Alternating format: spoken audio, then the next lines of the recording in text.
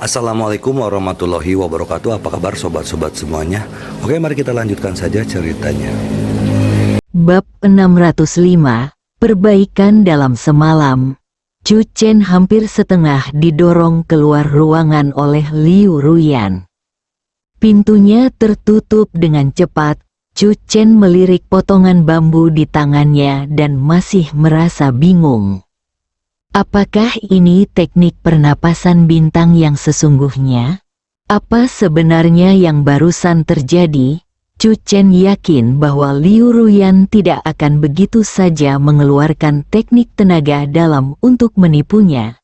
Selain itu, Chu Chen dapat mengetahui kualitas teknik tenaga dalam hanya dengan sekali pandang. Menggunakan teknik tenaga dalam yang tidak kalah dengan teknik pernapasan bintang untuk berpura-pura menjadi teknik pernapasan bintang. Jika Liu Ruyan mengatakan tidak ada maksud lain, Chu Chen tentu tidak akan mempercayainya. Bagus sekali. Yang satu sangat indah. Yang satu begitu indah hingga ikan dapat tenggelam ke dasar laut dan angsa dapat jatuh. Dan sekarang ada satu lagi yang begitu indah hingga bulan dapat mempermalukan bunga. Chu Chen bergumam pada dirinya sendiri. Awalnya, dia pikir dia punya kesempatan untuk mempelajari teknik pernapasan bintang. Tetapi sekarang ada metode mental misterius lainnya. Sebelum Liu Ruyan mengambil kembali potongan bambu itu, Chu Chen sudah menghafal isi potongan bambu itu. Saya akan memahaminya perlahan-lahan ketika saya punya kesempatan. Setelah Chu Chen pulang ke rumah, hal pertama yang dilakukannya adalah mendekorasi surga. Kakak ipar, terima kasih. Tepat setelah Chu Chen mengatur formasi, Song Qiu tiba-tiba muncul dengan ekspresi gembira. Aku tahu kakak iparku tidak akan lupa. Chu Chen melirik Song Qiu. Ini adalah kesalahpahaman yang indah. Dia sebenarnya lupa bahwa dia telah berjanji kepada Song Qiu untuk menyiapkan surga untuknya sebelum dia bergabung dengan tentara. Kali ini Chu Chen memuaskan Song Qiu dan menepuk pundaknya. Ayo. Hari sudah senja. Chu Chen datang ke toko Xing Luo. Jauh di dalam gang tua yang bobrok, di depan pintu Bos Gu, ada rantai besi yang hampir berkarat. Hujan mulai turun di luar, dan jatuh di atap, menetes dalam garis-garis. Chu Chen mengeluarkan kunci dan membuka pintu. Saat pertama kali melihat tumpukan buku di depannya, sudut mulutnya sedikit terangkat tanpa sadar. Ketika Xiao Wuyu pertama kali datang ke toko Xing Luo, dia merangkak keluar dari tumpukan buku. Pemandangan ini seolah baru terjadi kemarin. Saya tidak tahu bagaimana keadaan Tuan Mo dan Xiao Wuyu di Jiuxuanmen. Chu Chen masuk. Dia sudah lama tidak ke toko Xing Luo. Chu Chen tidak terburu-buru mengambil bahan-bahan untuk menyiapkan formasi dan membuat jimat. Sebaliknya, dia membersihkan toko Xing Luo di dalam dan luar. Lalu duduk di bangku tempat Pak Tua Mo sering duduk, mendengarkan suara gerimis di telinganya. Ada konsepsi artistik yang unik di toko kuno ini. Setelah beristirahat sejenak, Chu Chen mengeluarkan selembar bambu. Teknik pernafasan bintang sesungguhnya. Pandangan Chu Chen tertuju pada teknik pernapasan bintang. Ia mulai dengan memperkenalkan matahari, bulan, bintang, pergerakan bintang, dan hasilnya sungguh luar biasa. Hal ini sejalan dengan teknik pernapasan bintang dalam pikirannya. Adapun teknik pernapasan lain yang menjaga kesehatan, Chu Chen sama sekali tidak bisa memahaminya. Malam tiba, Chu Chen sudah menghafal isi dari potongan bambu itu. Tidak ada kecelakaan khusus. Meskipun Chu Chen merasakan atmosfer teknik pernapasan bintang, 2 jam kemudian, dia masih tidak tahu. Tidak heran jika teknik pernapasan bintang dikenal sebagai teknik bela diri internal yang paling sulit untuk dipraktikkan di Sekte Beidou. Chu Chen menghela napas. Sejak kecil, dia sudah mengenal teknik rahasia Jiuxuan, yang merupakan keterampilan internal teratas dari Sekte Jiuxuan. Ketika Chu Chen berlatih 9 teknik rahasia mendalam, ia memperoleh pencerahan dengan sangat mudah. Dengan menggunakan kata-kata dari 9 gurunya, Chu Chen adalah seorang jenius tak tertandingi yang terlahir dengan bakat alami untuk Kimen. Chu Chen mengerti bahwa tergesa-gesa hanya akan membuang-buang waktu, jadi dia tidak terburu-buru dan meninggalkan toko Xingluo setelah hujan sedikit reda. Alih-alih langsung pulang, Chu Chen pergi ke beberapa apotek, mencoba membeli jarum perak dengan kualitas lebih baik untuk persiapan konsultasi besok di klinik keluarga Liu. Efektivitas teknik penyelamatan nyawa jarum emas bergantung pada kualitas jarumnya. Jarum emas asli sulit ditemukan. Dalam dunia medis sekuler, akupuntur kebanyakan menggunakan jarum perak biasa. Tetapi ada perbedaan dalam kualitas jarum perak. Tentu saja, jika Anda bukan seorang profesional sejati, Anda tentu tidak dapat membedakannya. Jika aku punya kesempatan di masa depan, aku harus mendapatkan beberapa jarum emas asli. Chu Chen berkata pada dirinya sendiri, jika dia memiliki jarum emas asli di tangannya, kekuatan serangannya akan jauh lebih besar. Misalnya, dalam pertempuran di tempat parkir Hotel Huateng, jika Chu Chen menggunakan jarum emas yang kuat alih-alih jarum perak biasa, ketika jarum emas itu menembus dada Master Sekte Tianji, lawannya tidak akan mampu bertarung. Chu Chen turun ke gedung Beichen untuk menjemput Song Yan setelah pulang kerja. Gerimisnya kabur dan seluruh kota tampak ramah. Setelah makan malam, mereka menemukan sebuah pub yang tenang. Chu Chen dan Song Yan sama-sama menikmati ketenangan yang langka itu, berpegangan tangan dan menyaksikan penyanyi di atas panggung menyanyikan sebuah lagu daerah. Alangkah baiknya jika hidup bisa sesederhana itu, Song Yan tiba-tiba mendesah. Chu Chen menatap wajah Song Yan melalui cahaya redup. Dia begitu cantik hingga tak terlukiskan. Sayangnya, baik kamu maupun aku, kita ditakdirkan untuk tidak sederhana sejak kita lahir. Song Yan menatap mata Chu Chen. Aku sangat senang kamu ada di sisiku saat aku paling tidak berdaya. Kedai di sepanjang sungai tampak lebih menawan di bawah guyuran hujan gerimis. Semakin banyak orang datang dan kedai menjadi ramai. Banyak mata memandang ke arah Chu Chen dan Song Yan. Pria tampan dan wanita cantik akan menarik lebih banyak perhatian kemanapun mereka pergi. Namun, tidak ada insiden berdarah yang melibatkan pelecehan terhadap si cantik.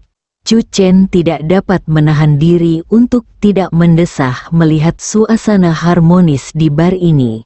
Pada pukul 11 malam, Chu Chen dan Song Yan berjalan keluar bar sambil bergandengan tangan. Pada saat ini, 6 atau 7 pria besar yang duduk di meja di bagian paling dalam kedai itu menghela napas lega pada saat yang sama.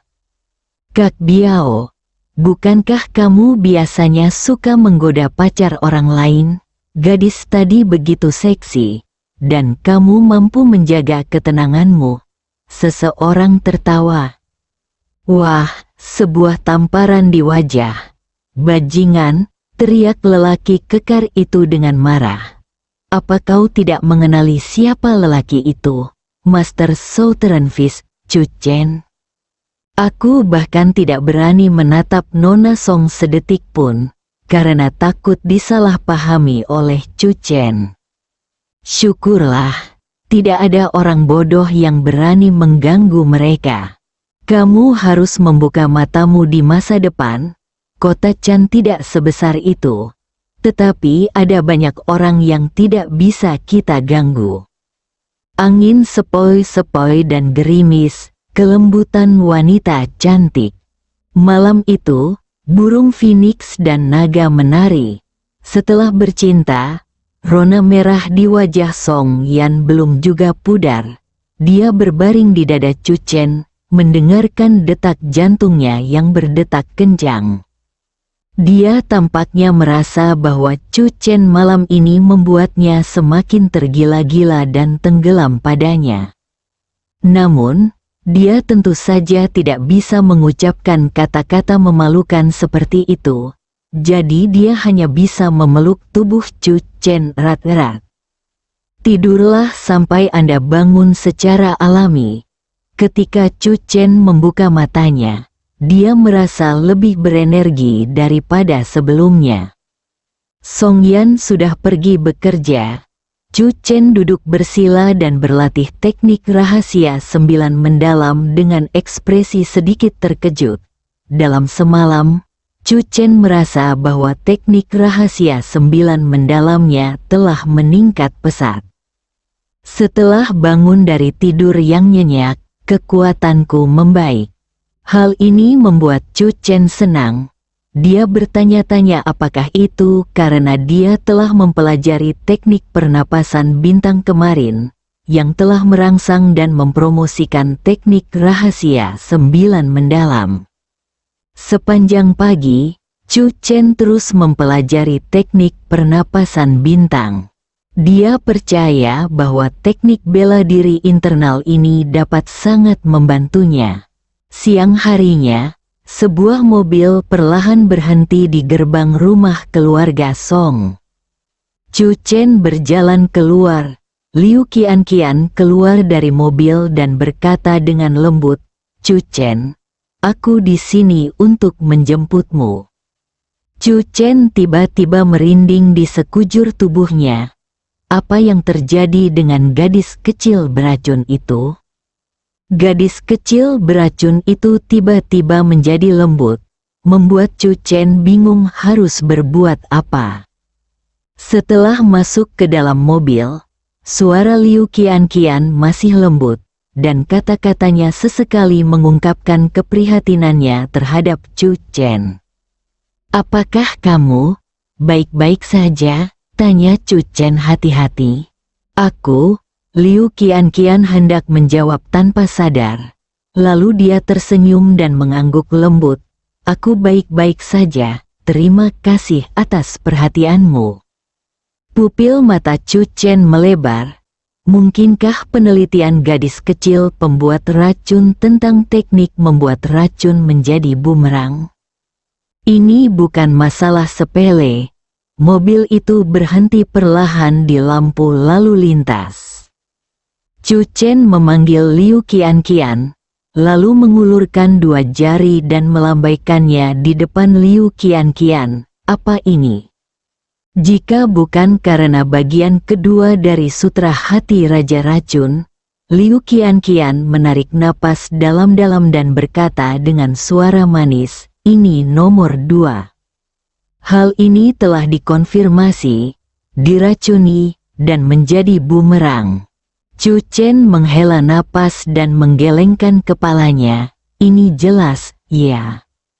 Liu Qianqian, demi bagian kedua sutra hati Raja Racun, dia menanggung penghinaan dan menanggung beban berat. "Itu kelalaian saya." Liu Qianqian memaksakan senyum. "Mungkin bisa diselamatkan." Chu Chen mengulurkan jari telunjuknya. "Apa ini?" "Ini."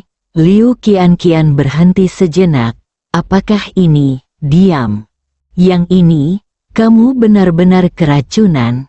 Chu Chen, konsentrasi Liu Qianqian langsung hancur. Persetan dengan bagian kedua dari Sutra Hati Raja Racun. Aku akan melawan Chu Chen sampai mati. Setelah nyaris celaka, mereka tiba di klinik keluarga Liu. Hari ini masih hujan. Pintu masuk klinik keluarga Liu hampir penuh dengan mobil, dan banyak orang mengantre di luar sambil membawa payung. Begitu banyak orang, Chu Chen sedikit terkejut. Mereka semua datang ke sini untukmu, kata Liu Qianqian. Meskipun kamu hanya menangani 30 pasien, kamu, Chu Yizhen, sekarang sudah terkenal. Mereka semua ingin datang dan melihatmu serta melihat bagaimana kamu memperlakukan orang. Setelah memasuki klinik keluarga Liu melalui pintu samping, Liu Qianqian segera mengambil inisiatif untuk kembali ke kamarnya untuk mengerjakan pekerjaan rumahnya. Tidak mengherankan, orang suci itu masih terbaring di tempat tidur dan tidak bisa keluar. Chu Chen dan Liu Manman berjalan keluar dari gapura batu berdampingan. Fan Donglin tampaknya adalah penjaga gapura batu ini, dan Chu Chen dapat melihatnya setiap kali dia lewat. Tuan Chu, Fan Donglin memanggil dengan hormat. Ia hanya berharap suatu hari nanti, pria yang disukai oleh orang suci itu akan dapat mengajarinya beberapa trik untuk menyenangkan orang suci itu. Mereka berdua pun pergi, tetapi pada saat ini, suara Liu Manman terdengar lembut. Chu Chen, apa yang kamu lakukan di kamar bibiku kemarin? Bibiku tidak bangun dari tempat tidur selama seharian penuh. Fan Donglin tampak kusam.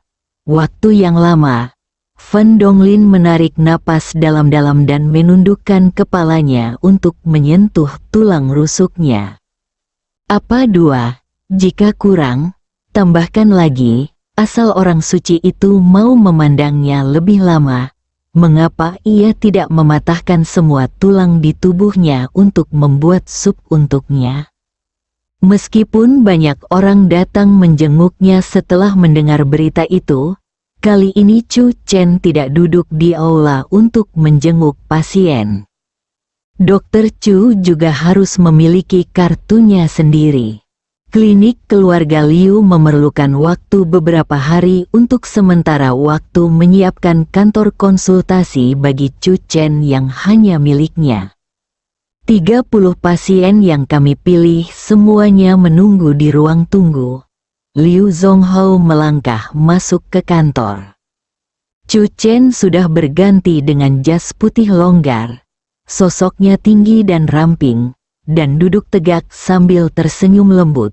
Di sampingnya, Liu Manman juga mengenakan pakaian putih, seragam perawat, dengan rambutnya diikat, dan dia terlihat sangat cantik. Agar tidak mengganggu Anda, Zonghao dan saya akan menjadi satu-satunya yang mengawasi seluruh proses di kantor hari ini. Liu Kaihong tertawa. Jika ada yang bisa saya bantu, beritahu saya saja. Ayah, cukup aku menjadi asisten Chu Chen, kata Liu Manman.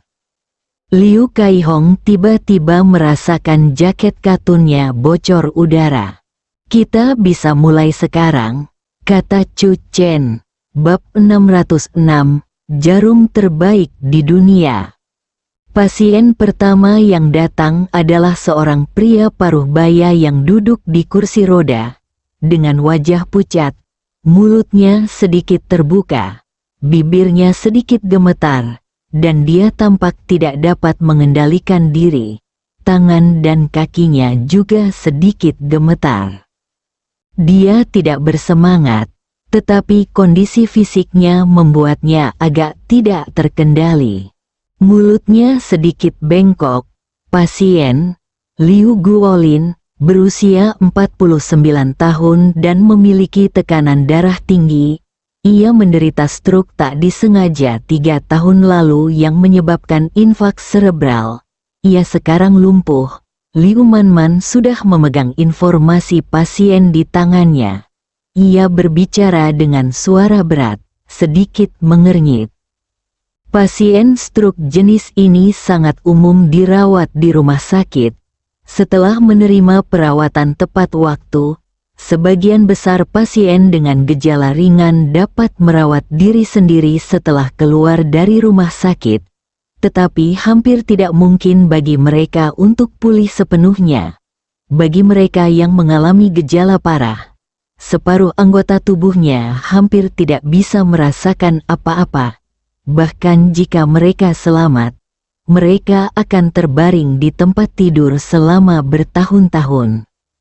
Dia berusia 49 tahun, dan sudah sakit selama 3 tahun. Liu Kaihong menghela napas. Dulu penyakit ini diderita orang tua, tetapi sekarang penyakit ini semakin menjangkiti orang muda. Saat berbicara, Liu Kaihong melirik Chu Chen. Ini adalah jenis kelumpuhan akibat stroke yang umum, tetapi juga merupakan masalah utama dalam bidang medis. Pasien pertama dari 30 pasien hari ini menimbulkan masalah sulit bagi Chu Chen. Chu Chen sudah memeriksa pasien. Anggota keluarga pasien adalah istrinya. Perawatannya yang cermat selama 3 tahun terakhir telah menumbuhkan beberapa uban di kepala wanita yang baru berusia 40-an ini. Dokter Chu, kondisi suami saya, mata istri pasien masih menunjukkan harapan. Selama 3 tahun terakhir, setelah keluar dari rumah sakit, ia membawa suaminya ke banyak tabib tradisional. Awalnya, hampir semuanya berkata dengan yakin bahwa mereka dapat menyembuhkan penyakit suaminya dan membuatnya tidak berbeda dari orang biasa. Namun, pada akhirnya, mereka menghabiskan banyak uang dan hampir tidak ada efeknya. Man, bawakan aku jarum perakku, kata Chu Chen sambil mengulurkan tangannya untuk merasakan denyut nadi pasien Liu Guolin. Biasanya kamu merawat anggota tubuh pasien yang lumpuh dengan baik. Kalau tidak, bahkan jika aku memberinya akupuntur, dia tidak akan bereaksi untuk sementara waktu. Istri pasien itu tercengang. Perkataan Chu Chen tentu saja membuatnya berpikir. Namanya Xiao Ru. Ia dan suaminya awalnya adalah guru di sebuah sekolah di Yangzheng. Setelah suaminya mengalami kecelakaan, ia berhenti dari pekerjaannya dan merawatnya dengan sepenuh hati. Ia juga ingin menyembuhkan penyakit suaminya. Tetapi seiring berjalannya waktu, harapannya semakin menipis. Dia pernah mendengar reputasi klinik keluarga Liu.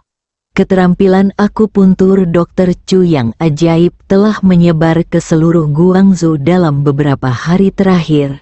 Xiao Ru juga ingin mencobanya dan membawa suaminya ke klinik keluarga Liu.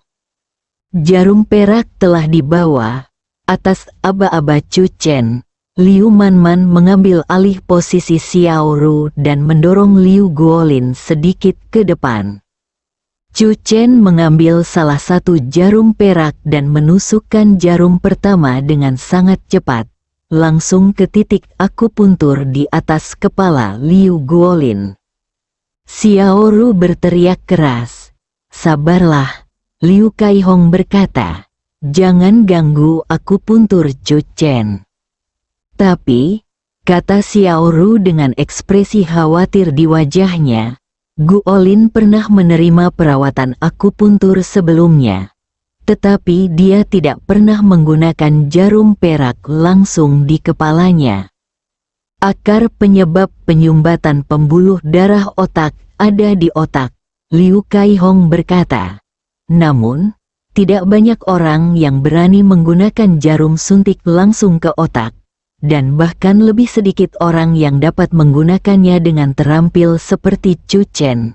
Kondisi suami Anda saat ini, dan perawatan Chu Chen, hanya dapat dikatakan, Anda dan istri Anda telah bertemu dengan orang yang mulia. Xiao Ru menahan napas. Segera, jarum perak dimasukkan ke beberapa titik akupuntur penting di kepala Liu Guolin. Banyak di antaranya bahkan Liu Kaihong tidak dapat memahaminya. Kemudian dilanjutkan dengan akupuntur pada tangan dan kaki. Setiap jahitan jatuh dengan kecepatan yang sangat cepat. Setelah ronde ini, Chu Chen merasa tenaga dalamnya telah terkuras banyak. Dia menyuntikkan kekuatan batinnya ke dalam setiap suntikan yang diberikannya. Akupuntur dikombinasikan dengan kekuatan internal. Teknik penyelamatan nyawa jarum emas dapat pula dikatakan sebagai salah satu teknik penyelamatan nyawa ala kungfu. Bahkan jika jarum ditempatkan pada titik akupuntur yang sama, efek yang dicapai oleh Chu Chen berbeda dari yang lain. Bagaimana perasaanmu? Chu Chen menepuk bahu Liu Guolin dan memanggil namanya. Xiao Ru tampak tak berdaya dan tampak getir. Sejak dia sakit, kesehatannya terus memburuk. Dia menjadi pendiam dan menolak berkomunikasi dengan dunia luar. Suara Xiao Ru tiba-tiba berhenti. Dia melihat suaminya benar-benar mengangkat kepalanya perlahan, menatap Chu Chen, dan membuka mulutnya. Nuan. Dia bilang, Nuan. Xiao Ru menutup mulutnya tanpa sadar. Setelah saya memberinya akupuntur, sirkulasi besar terbentuk dari kepala hingga kaki, dengan energi yang bersirkulasi, dan dia bisa merasakan arus hangat, kata Chu Chen. Liu Kaihong berdiri. Teknik penyelamatan nyawa dengan jarum emas merupakan jarum terbaik di dunia. Dia hanya mendengarnya tetapi belum pernah melihatnya dengan mata kepalanya sendiri. Sejak Chu Chen mulai melakukan teknik tersebut hingga berakhir, hanya dalam 10 menit, Chu Chen benar-benar membawa perubahan nyata pada pasien yang telah menderita stroke 3 tahun lalu. Chu Chen duduk dan mengambil pena dan kertas. Resepnya ditulis dengan cepat. Chu Chen menyerahkan resep obat kepada Liu Manman dan berkata, pasien harus minum obat untuk 2 minggu terlebih dahulu. Jika tidak terjadi hal yang tidak diinginkan, pasien dapat benar-benar lepas dari kursi roda dalam waktu 2 minggu. Apa? Xiao Ru tidak percaya. Tangannya gemetar tanpa sadar dan air mata tiba-tiba mengalir dari matanya. Benarkah? Liu Guolin, yang duduk di kursi roda, tangannya mulai gemetar, bibirnya terus bergetar, dan matanya basah. Dia ingin berdiri lebih dari orang lain.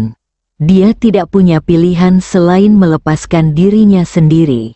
Terkadang Liu Guolin akan menjadi mudah tersinggung dan murung, tetapi dia berusaha menyembunyikan rasa sakit dan kesedihannya.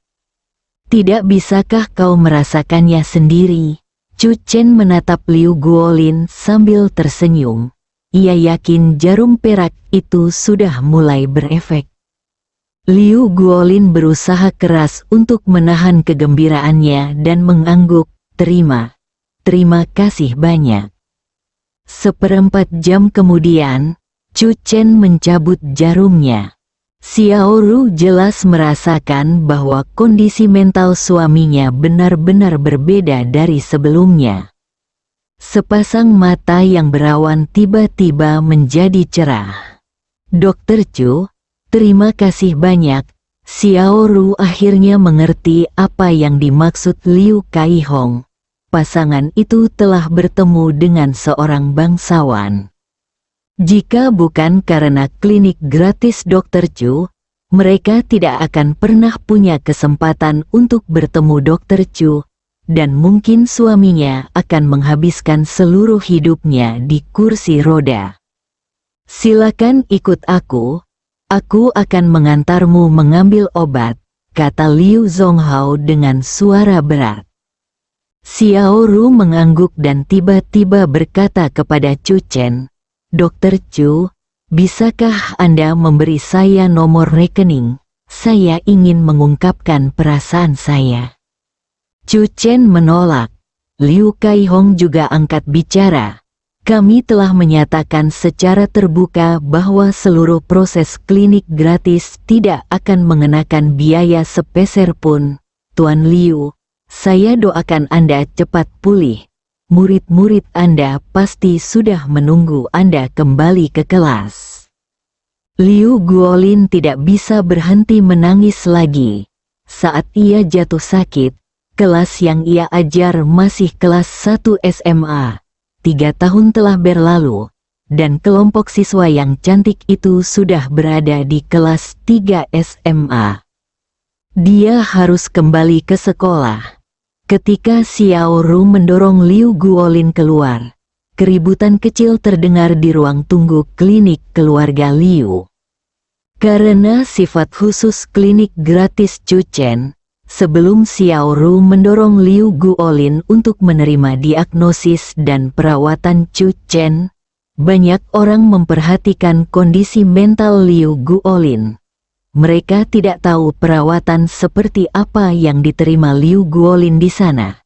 Tetapi sekarang jelas bahwa kondisi mental Liu Guolin jauh lebih baik daripada sebelumnya. Seseorang datang untuk menanyakan situasi Xiao Ru.